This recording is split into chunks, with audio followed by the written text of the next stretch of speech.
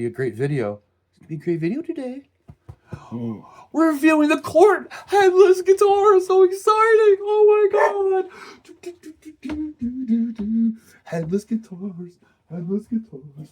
Headless guitars. Puppies and headless guitars.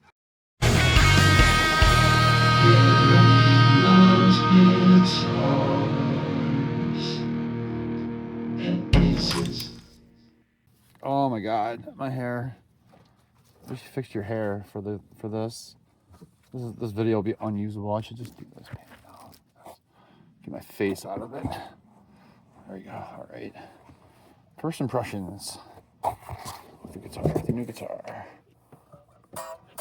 Oh, sit down.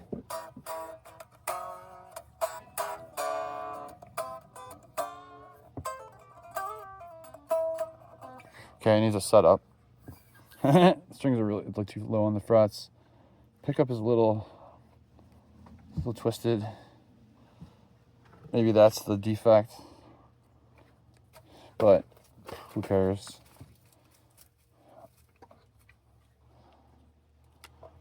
Huh.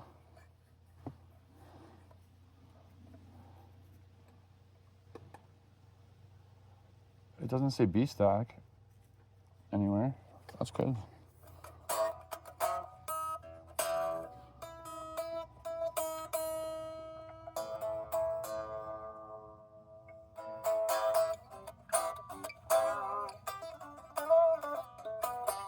Interesting neck. It kind of feels like an AZ. Feels like an AZ shape. Which isn't bad. The action's too low for my taste. I just can't really play it the right way right now. It's tuned to E right now too. It's tiny. It is tiny. I like that. I like the size. It's tiny. It's thicker than the AZ, it's thicker than the Quest like this, but it's got to be maybe a touch lighter. It feels like it's got body. Like the body could be heavier. I don't know. I'd have to just put it on a strap and see how if it dives on me.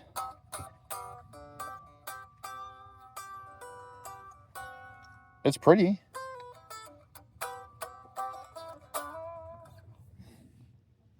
I'd say it passes the looks test. 5-way switch. I like that. Let's see how the pickups sound.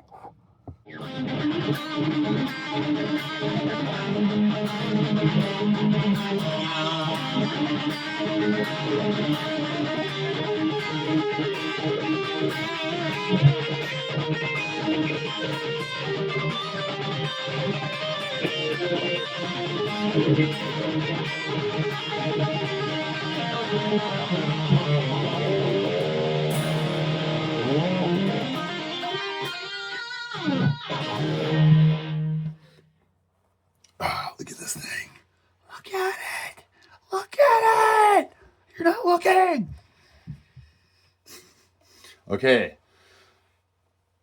This Cort guitar was almost sent back.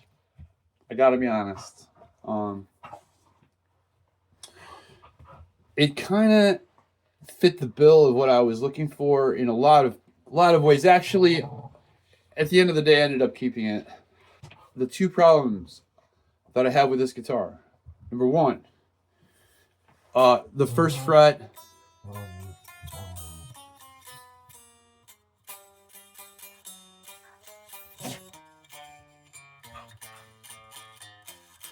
I don't know what that is. Maybe the first fret is a little tall. I can't tell you for sure why just the first fret buzzes, but it does a little tiny bit, but not enough to really affect it through an electric guitar amp.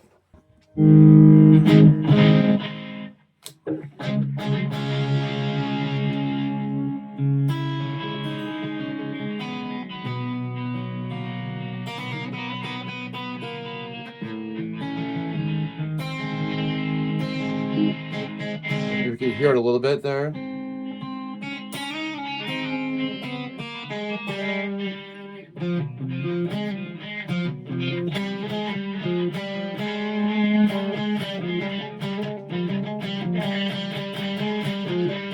So right there, that's not good. But I'm not going to worry too much about that. I'll give it to my luthier and have him check it out.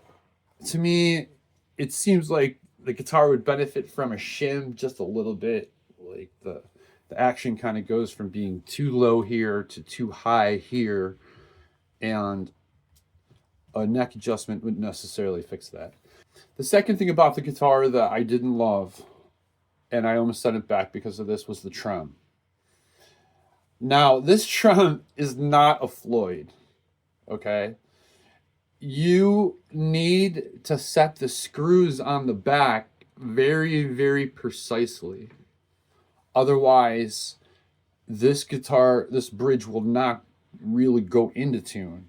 So, for instance, let's say this is, you set the screws here, and on a Floyd, you get them kind of close, and then you can raise or lower the action based on the tension, and you can raise it up or lower it. So for instance, if you're flat and it's not, and you set these screws on a Floyd, and then you tune it sharp, sharp, sharp, sharp, sharp, sharp, sharp, sharp, sharp, sharp, eventually it will get to level, and eventually it will stay in tune. You might have to tune it like 10 times to get there, but you'll get there. On this trem, it'll never get there. So because of that, you need to set these screws on the back so the guitar is exactly in tune for you. And once you get it there, the thing actually holds tune really, really well, which is why I ended up keeping the guitar at the end of the day.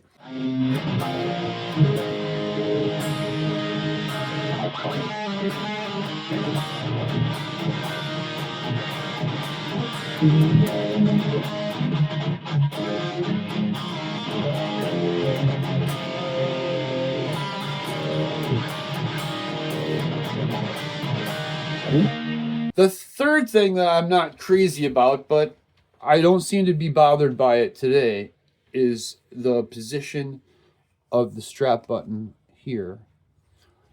Now, because of the location of the strap button, if you're a fat guy, you're going to end up playing it like an ovation, where you can't really get the guitar level like this, okay? If I were to gain weight, or if I wanted to make this better, I would take this button and I would stick it right there. That way the guitar actually will be flat and play normally, okay, like that. All right. So some aspects of the guitar that I absolutely love: super duper duper lightweight, like weighs nothing. At the same time, it seems to me like if you were to drop this or damage it or bump into something, it's fragile as heck. I almost said fragile as fuck. You can't say fuck too much, okay? Not cool. So be careful with it. I upgraded the knobs. I thought the chrome just popped like a mother. I thought it really brought out the gray.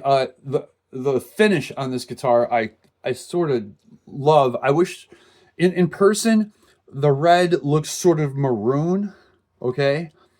But I like it. I wish it was a little more like popping like bright red, but it's really pretty good. The fade thing, I kind of love the look of this guitar. The fretboard couldn't be uglier. I wish that was just like ebony or rosewood or something like that. This brown stuff is pretty gross.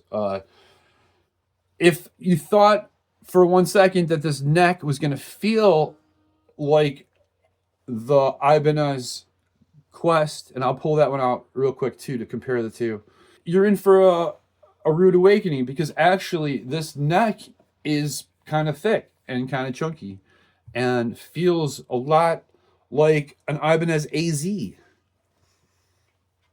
So Cort was kind of going for something different. I like the single humbucker setup. It's got a 5-way switch. I like that. That's pretty cool. It just gives this guitar a nice different range of sounds and stuff I can use it for, along with the Ibanez. Okay, so the Ibanez is also an incredible guitar. It is really fantastic, and it's really, I would call the Ibanez a workhorse. Like, to me, the Ibanez is always in tune. I upgraded the pickups on this guy. So obviously this one, I mean, this was a same pickup configuration as this. I guess I just realized that. Whatever. But to compare the two guitars, about the same weight. About the same weight.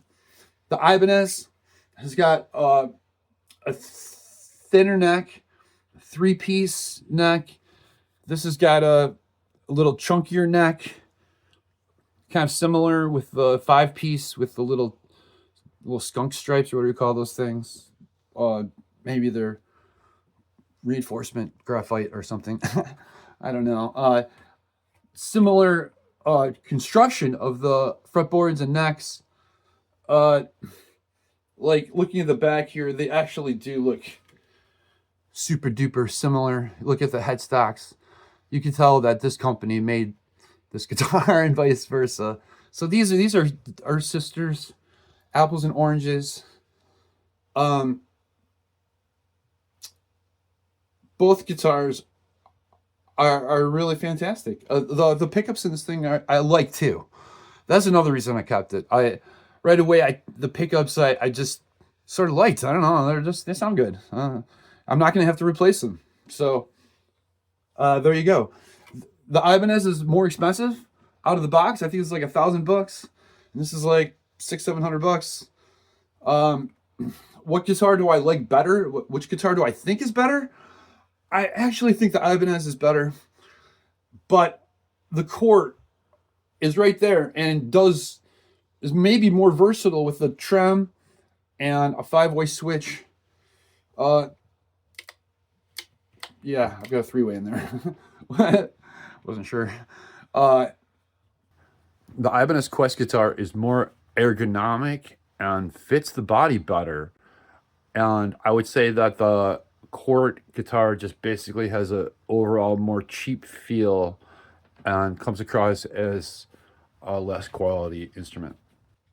But there you go. This has got the baby Kyber look to it. I like the Kyber, Keys of Kyber guitar they just came out with. I don't like the location of the strap buttons. So this one has got a button on the top of the horn, not in the back, as where the Kyber has it mounted here and then here. But Kyber has it probably better idea by putting the other button here, whereas Cort should probably do the same and put the button here.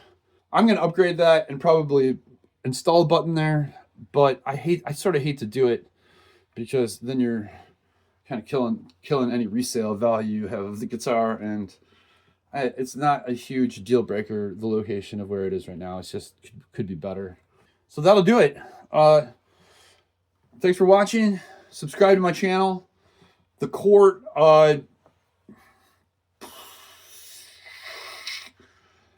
headless guitar is got its flaws, I would say, but I would probably I'd probably buy another one, I guess. No, I wouldn't. I already bought this one. I think for what it offers, it's probably better than, say, a Hills guitar or a Harley Benton. I have those guitars too, and I'll do a video and review them all together and give you kind of a rundown on from lowest to Strandberg, the different levels of headless guitars, because I've got a little bit of experience with that. All right, thanks for watching. Guten Tag. Guten Tag. I love you all. Merry Christmas. Thanks for watching. Gary loves guitars. Hey, this is going to be a great video. It's going to be a great video today. We're reviewing the Cort headless guitar. So exciting. Oh my God. Okay, one last thing. The case that the Cort comes in is awful. It's terrible. It's maybe the cheapest, flimsiest case I have ever seen. You drop your guitar, it's fucked. So Cort, also too, on all your guitars, I bought a Triality guitar, same shit case. So so they're skimping a little bit. Hey, at least they give you something, right? So there's that. Okay, I love you.